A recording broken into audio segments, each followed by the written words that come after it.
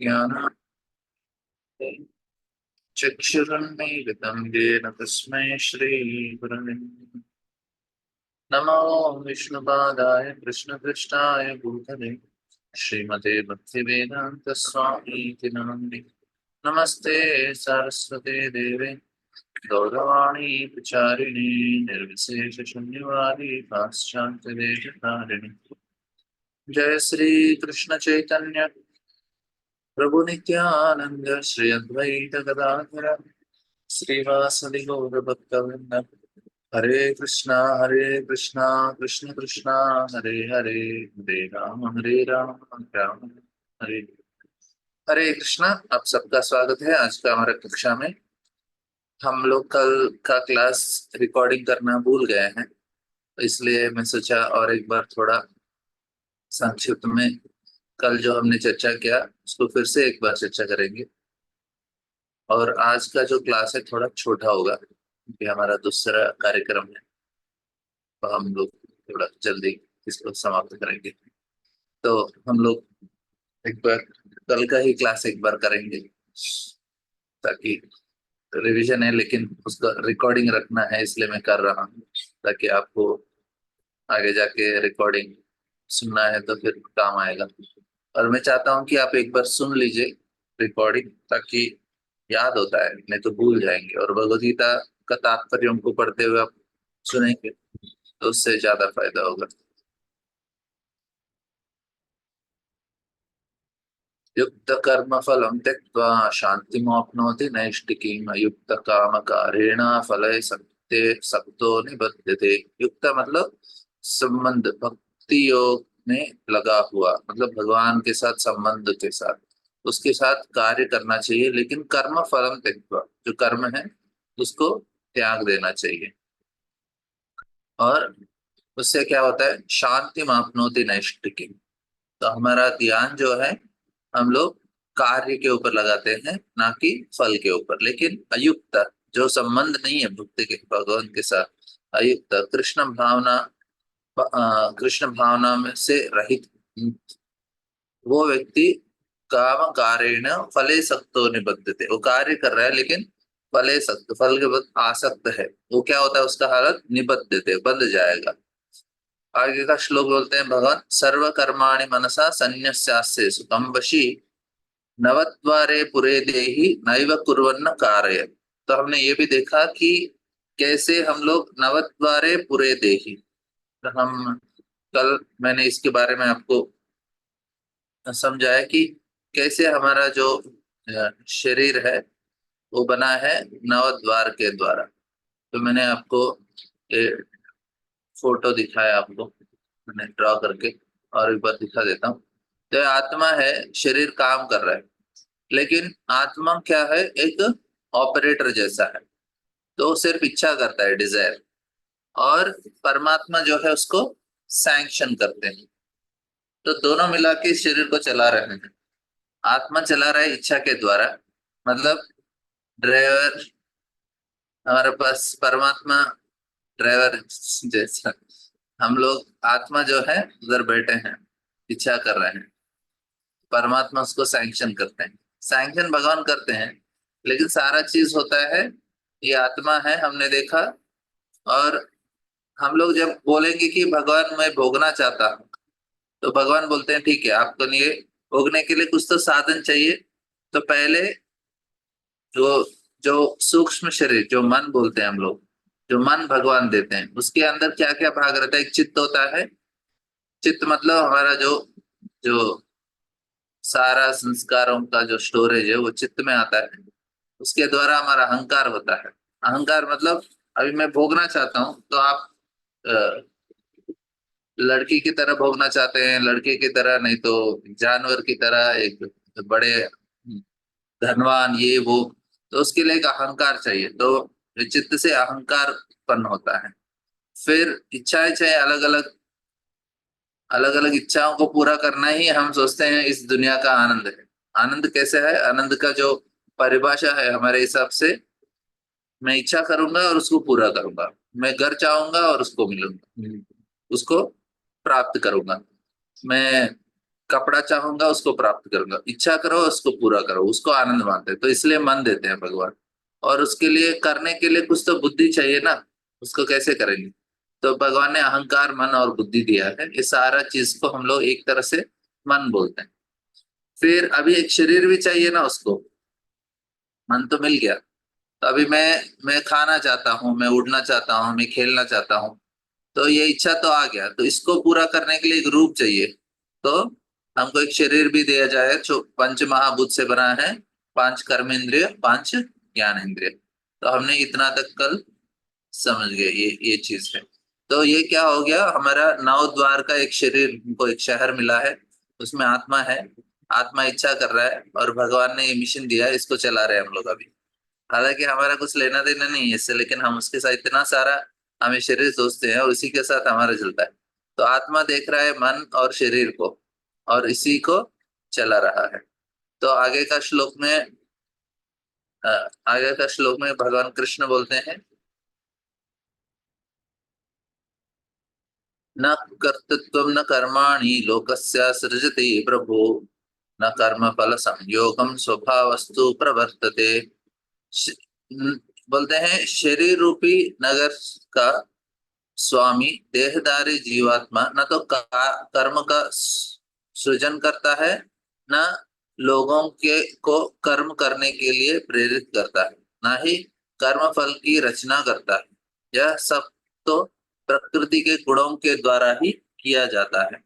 तो हमने देखा कि भगवान अरेंजमेंट करते हैं, लेकिन वो किसके द्वारा करके देते हैं हमको? प्रकृति के द्वारा। तो हमने देखा कि ये सारा चीज प्रकृति के द्वारा होता है। तो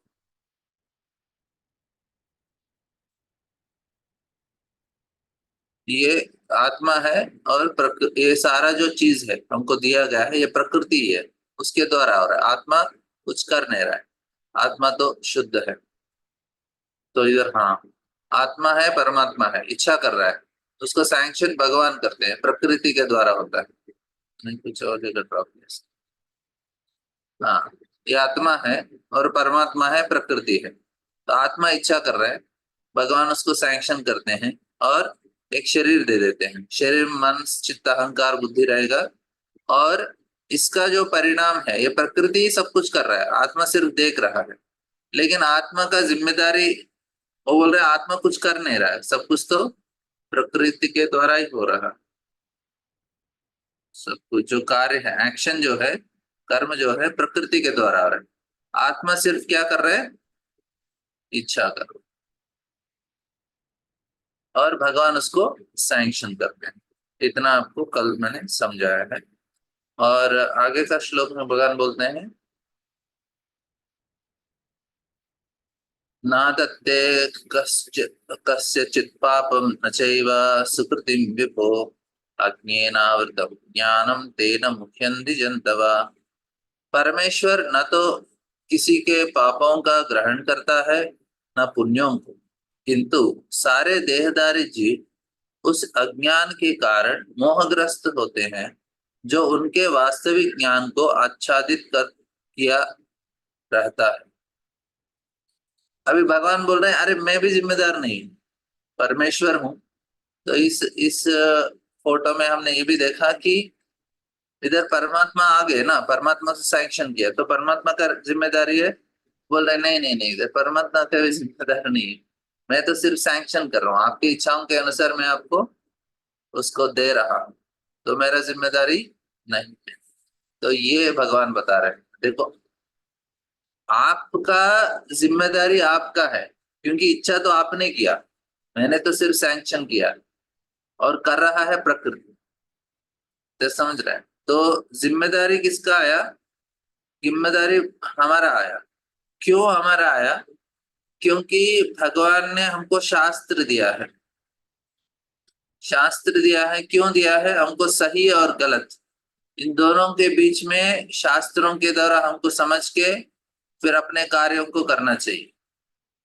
आपने ये नहीं समझा और गलत इच्छा किया, तो भगवान उसको सैंक्शन करेंगे ही करेंगे। क्यों? क्योंकि भगवान न्यूट्रल हैं, भगवान समान है। बोलते हैं समोहम सर्वभूतेषु, सबके प्रति समान हूं। और इच्छाओं को भी भगवान उसके कर्म के अनुसार उसको पूरा कर ही देते हैं। अब कैसे भी इच्छा करो, अभी कोई सोच रहा है मुझे बैंक का डाका डालना है, अभी उसका कर्म में है कि उसको ऐसा कार्य में सक्सेस मिलना चाहिए, तो भगवान सैंक्शन कर देंगे। अभी ऐसा होता है कि एक बहुत अमीर व्यक्ति प्रार्थना कर रहा है भगवान को, भगवान मेरे घर में चोरी नहीं होना चाहिए, और चोर प्रार्थना कर रहा है भगवान को, भगवान मुझे इस घर में चोरी करा दीजिए। अभी कैसे होगा फिर दोनों का?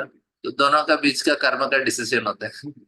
एक का चोरी करने का है, तो उसको चोर उधर ही जाएगा और चोरी करेगा। तो ये सैंक्शन भगवान करते हैं, तो वो अमीर आदमी के लिए रिस्पॉन्सिबल नहीं है और ये चोर का भी रिस्पॉन्सिबल नहीं है, सिर्फ सैंक्शन करना है बस।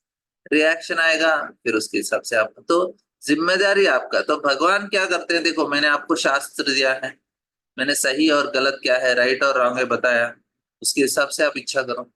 तो दुर्योधन को कृष्ण पूछते हैं, अरे दुर्योधन क्यों आप पांडवों के प्रति इतना घृणा करते हो? उन्होंने तो आपको कुछ किया नहीं है, आप क्यों उनके प्रति इतना नफरत रखते हो और इतना बुरा क्यों करने का प्रयास करते हो उनके लिए?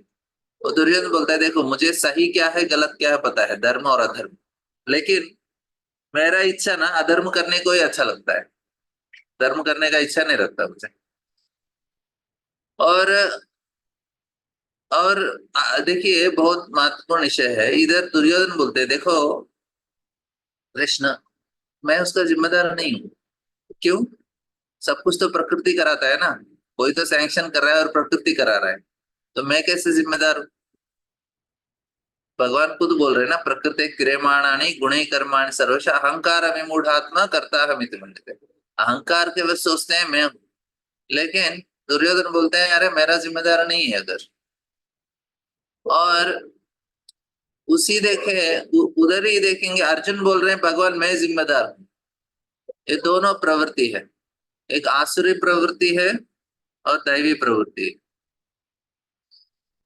आसुरी प्रवृत्ति और दैवी प्रवृत्ति। तो इसमें क्या है, ये दुर्योधन है, ये अर्जुन है। तो अर्जुन बोल रहे मैं जिम्मेदार हूँ, दुर्योधन बोले मैं जिम्मेदार नहीं हूँ, वो तो सैंक्शन कर रहे हैं ना कोई तो मेरा क्या गलती है? समझ रहे हैं आपको डिफरेंस? तो इधर ये बहुत महत्वपूर्ण विषय समझना कि अर्जुन अर्जुन बोले देखो इतना लोगों को मार रहा ना, मैं जिम्मेदार हूँ, इसलिए मैं नहीं मानना चाहता। दुर्योधन बोले अरे कोई तो सैंक्शन कर रहा है, मेरा क्या गलती है उसमें? लेकिन ये असुरी प्रवृत्ति है, हमको जिम्मेदारी लेना है और सही गलत क्या है समझना चाहिए और प्रयास करना चाहिए सही करने का। समझ रहे हैं आपको अंदर? इसलिए हम जिम्मेदार हैं। नहीं तो हाँ, जिम्मेदारी हमारा किसमें है? सही गलत समझने का जिम्मेदारी हमारा है, सही इच्छा करने का जिम्मेदारी हमारा है, और उसके बाद कुछ नहीं है हमारा, उसके बाद तो भगवान करने वाले हैं। तो हम किसका क्रेडिट ले सकते हैं कि मैंने सही सोचा है, बस इतना ही है। हमारे हाथ में क्या है? सही सोचना है। सही सोचने के लिए क्या करना चाहिए? सही सुनना चाहिए, सही संग में रहना चाहिए, बस उतना ही। तो हम लोग किसी व्यक्ति को क्या क्या हम लोग कर सकते हैं कि उसको सोचने का ढंग बदल सकते हैं। अभी हम लोग क्लास सुन रहे हैं, तो इससे क्या हो रहा है, हमारा सोचने का ढंग बदल रहा है। अरे मुझे ऐसा सोचना चाहिए, ऐसा सोचना चाहिए, सही सोचना चाहिए। क्यों? वो एक ही चीज हमारे हाथ में है, बाकी सब कुछ तो भगवान कराएंगे, मतलब प्रकृति से हो जाता है। समझ रहे हैं? तो भगवान बोले अरे मैं तो जिम्मेदार नहीं हूँ, तो जो हो रहा है। और आगे का श्लोक में बताते हैं, समझ में आ रहा है आपको? तो कल बता दिया, फिर भी आज रिवीजन है। ज्ञानेन तु तत् अज्ञानम येषे येषां नास्तितमात्मनः तेषामादित्य अज्ञानम प्रकाशयति तत्परम। इधर भगवान बोलते हैं किंतु जब कोई उस ज्ञान से प्रबुद्ध होता है जिससे अविद्या का विनाश होता है। देखिए ज्ञान से अज्ञान का, अविद्या का विनाश होता है। अविद्या मतलब गलत ज्ञान। तो उसे, उसके ज्ञान से सब कुछ उसी तरह प्रकट होता है जैसे दिन में सूर्य से सारी वस्तुएं प्रकाशित हो जाती हैं। अभी रात हो गया तो कुछ दिखता नहीं है, सूरज आ गया तो सब कुछ दिखता है। इसी प्रकार जब मैं समझ में आएगा कि अरे मैं शरीर नहीं हूँ, आत्मा हूँ, उसको एक ज्ञान का साक्षात्कार हो गया, तो व्यक्ति इन चीजों से उसका क्या होगा, ज्ञान से सब कुछ प्रकाशित हो गया, तो भगवान बोलते हैं वो व्यक्ति क्या करने वाला है, उसके जो लक्षण है, मतलब उसका कैसे कार्य करेगा, आगे का श्लोक में बोलते हैं। तद्बुद्धिस्तदात्मानस्तन्निष्ठ तत्परायणं गच्छन्ति पुनरावृत्तम ज्ञान निर्धूत कल्मषम। इधर बोलते हैं वो व्यक्ति जब मनुष्य का बुद्धि, मन, श्रद्धा तथा शरण सब कुछ भगवान में स्थिर हो जाता है, तभी वह पूर्ण ज्ञान द्वारा समस्त कल्मश से शुद्ध होता है और मुक्ति के पथ पर अग्रसर हो जाता है। तो इसको मैंने बताया कि कौन कौन सा चीज, तो ये भी हमने कल चर्चा किया है, इसमें कौन कौन सा चीज वो कर रहा है। तो ठीक है, मैं फिर से ड्रॉ कर लेता हूँ कंफ्यूज हो जाएंगे आप। तो बोल रहे हैं कि तत्बुद्धि तदात्मा तन्निष्ठा तत्परायण। तो आत्मा, आत्मा को ये सारा चीज भगवान ने दिया, चित्त दिया, जो उसमें आत्मा अपने आप को देख रहा है, लेकिन ये गड़बड़ है पूरा इसके वजह से अहंकार और मन और बुद्धि और इंद्रियां, ये सारा चीज हमको मिल गया है। बेचारा आत्मा इन सबको देख रहा है, लेकिन कुछ और ही दिख रहा है। तो अभी बोला तद बुद्धि, इसको शुद्ध करना है। इसको शुद्ध कैसे करेंगे हम लोग? शास्त्र पढ़ के, शास्त्र पढ़ के बुद्धि को शुद्ध करेंगे। फिर बोल रहे हैं तद बुद्धिस तदात्मानस, मनुष्य को बुद्धि, मन, श्रद्धा, तो मन को, मन की इच्छाओं को शुद्ध करना चाहिए। मन में क्या रहता है? इच्छा रहता है, इच्छाओं को शुद्ध करना है। तो इधर क्या करेंगे हम लोग? भगवान का नाम जप करेंगे। और इधर इच्छा कौन सा है? मुझे भोगना है। अभी कौन सा इच्छा आना चाहिए? मुझे सेवा करना चाहिए, सेवा, सेवा का इच्छा चाहिए। फिर तत्बुद्धि तदा तन्निष्ठा तत्परायण, तो इधर अहंकार में क्या करेंगे हम लोग? शरणागत हो जाएंगे, सरेंडर। सरेंडर मतलब अहंकार को क्या बोलेंगे हम लोग? मैं सेवक हूं, आई एम सर्वेंट। मैं सेवक का अहंकार चाहिए। अभी अभी कौन सा अहंकार है? मालिक का अहंकार है, मुझे भोक्ता का अहंकार है, लेकिन सर्वेंट, सेवक का अहंकार होना चाहिए। तो इसमें शरणागति का भाव है, और इसमें सेवा करने का इच्छा होना चाहिए। और बुद्धि को सही करेंगे हम लोग शास्त्र को पढ़ के। तो इसलिए इधर बोल रहे तत्बुद्धि तदात्मानस तन्निष्ठा तत्परायण। तो गच्छन्ति, तो ये व्यक्ति इस प्रकार से अपने आप को शुद्ध कर रहा है, तो फिर वो मुक्ति के मार्ग में बहुत जल्दी ही अग्रसर हो रहा है। ठीक है, तो तब वह पूर्ण ज्ञान द्वारा समस्त कल्मश से शुद्ध होता है और मुक्ति के पथ पर अग्रसर होता है। ठीक है, आगे का श्लोक। विद्या, तो क्या व्यक्ति क्या करता है? विद्या विनय संपन्ने ब्राह्मणे गवि हस्तिनि सुनिचैव स्वपाके च पंडिता समदर्शिनः। विनम्र साधु पुरुष अपने वास्तविक ज्ञान के कारण एक विद्वान तथा विनीत ब्राह्मण, गाय, हाथी, कुत्ता तथा चंडाल को समान दृष्टि, समभाव से देखता है। समभाव से देखना मतलब क्या? क्या बताया, क्या चर्चा की हमने कि व्यक्ति सभी में वो आत्मा को देखता है, और वो समझ जाता है कि आत्मा ने अलग अलग इच्छा किया है, इसलिए अलग अलग शरीर मिला है उसको। हालांकि हम एक कुत्ते को देखेंगे, कोई छिपकली को देखेंगे, कॉकरोच को देखेंगे, एक अच्छा व्यक्ति को देखेंगे, ब्राह्मण को देखेंगे, इनको देखेंगे, सभी में अंदर एक ही है। कौन है? आत्मा है, जो सच्चिदानंद है।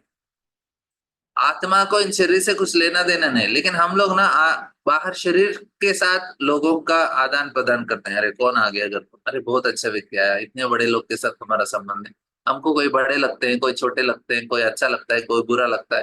ये सारा चीज क्या है? बाहरी दृष्टि है, वो शारीरिक चेतना है। लेकिन जो सही ज्ञानवान है उस पंडिता समदर्शन है। ठीक है। तो बोलते हैं कि इहैव तेजस्तः सर्गो येषां सान्ये स्थितं मनः निर्दोषं हि समः ब्रह्म तस्मात् तस्मात् ब्रह्मणि ते स्थितः। तस्मात् ब्रह्मणि ते स्थितः, इधर बोलते हैं जिसने मन एकत्व तथा समान समता में स्थित है, उन्होंने जन्म तथा मृत्यु के बंधनों को पहले ही जीत लिया। वे ब्रह्म के समान निर्दोष हैं और सदा ब्रह्म में ही स्थित है। तो ब्रह्म में स्थित है मतलब वो आत्मज्ञान में स्थित है। उसका जो चिंतन है वो आत्म के स्तर पे होता है। और ब्रह्म में स्थित मतलब पर ब्रह्म में स्थित है। भक्तों के लिए वो कृष्ण के बारे में चिंता कर रहे हैं, खुद के बारे में नहीं सोचते। जो निराकारवादी है अपने आत्मा के बारे में सोचते हैं, जो भक्त हैं वो भगवान के बारे में सोचते हैं। और वो जन्म मृत्यु से जन्म और मृत्यु के बंधनों से पहले से मतलब उनको इस बंधन से ज्यादा उनको, क्योंकि आत्मा के स्तर पे है, उनको कुछ मिलेगा नहीं। देखिए अगला जन्म कहाँ मिलता है? जब हम हमारा चित्त शुद्ध नहीं होता ना, फिर अगला जन्म मिल जाता है। जिसका चित्त शुद्ध हो गया तो उसको बाकी का कुछ करने का जरूरत नहीं है, वो अपने आप मुक्त हो गया। ठीक है। न प्रहस्ये प्रियम प्राप्यम नोद्विजय प्राप्य चा प्रियम स्थिर बुद्धि असमूढ़ो ब्रह्मविद ब्रह्मणि स्थितः। बता रहे हैं कि न प्रहर्षेत प्रियम प्राप्य, जो अच्छा लगने वाला है वो मिलने से प्रहर्षित बहुत खुश होना। नोद्विजेत चा नोद्विजेत प्राप्य चा अप्रियम, जो चीज अच्छा नहीं ले गया उसको मिलने से दुखी हो जाना, ये दोनों चीज नहीं करते। स्थिर बुद्धि सम्मूढ़। सो जो व्यक्ति स्थिर बुद्धि में है इससे ज्यादा फर्क नहीं पड़ता। हमने ये चर्चा किया कि अभी जो मुझे अच्छा लगता है ये ऐसा नहीं कि वो अच्छा है बुरा है, वो अभी मेरा मन की स्थिति के ऊपर आधारित है। तो मैंने उदाहरण दिया, मुझे स्वीट अच्छा लगता है, स्वीट अच्छा लग रहा है तो मैं सुबह दोपहर शाम बहुत मैंने स्वीट खा लिया। रात में कोई आके मुझे स्वीट देगा, मैं बोले मुझे नहीं चाहिए। बोला अरे आपको इतना अच्छा लगता है स्वीट, क्यों नहीं खा रहे हैं? बोले नहीं नहीं नहीं, बिल्कुल देखने का भी मन नहीं कर रहा है मुझे। कैसे? क्यों? आपका जो स्वीट अच्छा लग रहा था अभी बुरा क्यों हो गया? क्यों? क्योंकि आपका मन बदल गया। अभी स्वीट अच्छा है बुरा है, वो हम लोग सीधा सीधा बोल नहीं सकते अच्छा है बुरा है। क्यों? कौन सा परिस्थिति में अच्छा है, कौन सा परिस्थिति में, मतलब मन के स्थिति के ऊपर आधारित होता है अच्छा बुरा। किसी चीज को अच्छा बुरा हम लोग उसका ऐसा उसके ऊपर एक लेबल नहीं लगा सकते, पूरी तरह से निश्चय नहीं कर सकते। इसलिए जो स्थिर बुद्धि में है वो ये चीज को समझता है कि आज जो अच्छा है कल अच्छा नहीं है, कल जो अच्छा है आज अच्छा है। तो इसको ज्यादा सीरियस नहीं ले सकते। अभी कोई एक स्टेटमेंट नहीं होता कि अच्छा है बुरा है, स्वीट अच्छा है या बुरा है। किससे पूछ रहे हो, कौन से समय में पूछ रहे हो, इतना बहुत फर्क पड़ता है। तो क्यों इतना सीरियस नहीं? इसलिए कभी अच्छा लगता है कभी बुरा लगता है, ये सारा कहाँ से आता है? ये मन के अंदर से आता है। तो स्थिर बुद्धि वाला है मन का विचार से ज्यादा प्रभावित नहीं होते। इस प्रकार बताया गया है। और बाह्य स्पर्शासवस्थात्मा विन्दत। एक मिनट।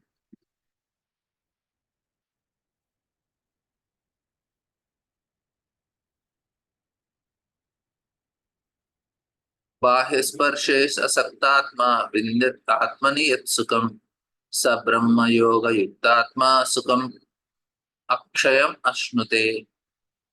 इधर बाह्य स्पर्श, ये बहुत अच्छा श्लोक है। बाह्य स्पर्श मतलब जो इंद्रिय भोग, ऐसे मनुष्य से मुक्त पुरुष भौतिक इंद्रिय सुख की ओर आकृष्ट नहीं होता, अपितु सदैव समाधि में रहकर अपने अंतर में आनंद का अनुभव करता है।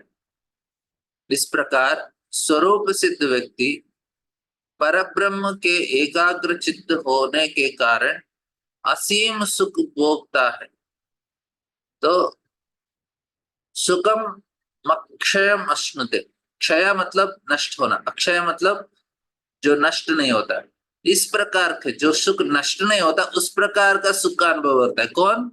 जिसने बाह्य स्पर्शास अवस्था, जिसने इंद्रियों का जो बाह्य स्पर्श, जो बाह्य बाह्य चीजों को स्पर्श कौन कर रहा है? इंद्रिय करते हैं। भौतिक इंद्रिय सुख की ओर आकृष्ट नहीं होता। बोलेंगे नहीं नहीं इतना बाहर का एंजॉय नहीं करना, तो वो व्यक्ति क्या होता है उसका? वे अपितु सदैव असी समाधि में रहता है। वो किस में ध्यान कर रहा है फिर? तो विंदति आत्मनि यत् सुखम, आत्मा में सुख प्राप्त कर रहा है। स स ब्रह्म योग युक्त आत्मा है। तो वो क्या है? इस व्यक्ति आनंद प्राप्त कर रहा है। इस प्रकार से स्वरूप सिद्ध व्यक्ति, ब्रह्म ब्रह्म योग युक्तात्मा मतलब जो स्वरूप सिद्ध व्यक्ति पर ब्रह्म में एकाग्र है होता है, तो वो व्यक्ति असीम सुख, सिर्फ ब्रह्म को ध्यान करने से इतना सुख मिलता है, तो उस पर ब्रह्म का सेवा करने से आप सोच लीजिए कितना आनंद मिलेगा। तो इस प्रकार से तो हमको इस अध्याय में, तो कल हमने सोचा कि इसके ऊपर अगला श्लोक के ऊपर चर्चा करेंगे। संस्पर्शा भोगा दुखयो नहीं होते अद्यंतवंत कौन्ते न ते श्रमते बुधा। तो यह हम लोग कल करेंगे। आज अभी तक का किसी कुछ प्रश्न है? एक प्रश्न ले सकते हैं, फिर हम लोग आज समाप्त करेंगे। ठीक है, बहुत बहुत धन्यवाद। आज छोटा क्लास है पीछे। हरे कृष्णा। थोड़ा उसका रिकॉर्डिंग सुन लीजिए पुराना और उसका तात्पर्य पढ़ लीजिए। एक बार हम रीता माता जी का भाई के लिए प्रार्थना करेंगे। आप लोग अपने आप को अनम्यूट कर लीजिए और हम 3 बार हरे कृष्ण मंत्र बोलेंगे। रिकॉर्डिंग भेज रहे हो ना प्रभु? रिकॉर्डिंग भेजोगे पोस्ट ना? करेंगे, पोस्ट करेंगे। अच्छा ओके। हरे कृष्ण। आज तो आप आ गए आज।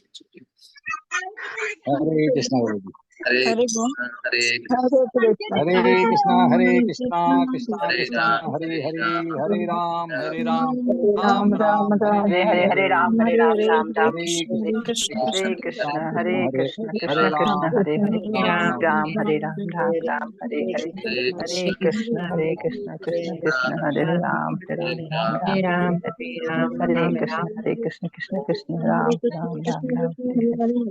हरे कृष्ण। हरे कृष्णा। तो आप लोग जिन्होंने कुछ क्लासेस मिस किया तो रिकॉर्डिंग सुन लीजिएगा। हरे कृष्ण। हरे हरे कृष्ण प्रभु जी, दंडवत प्रणाम।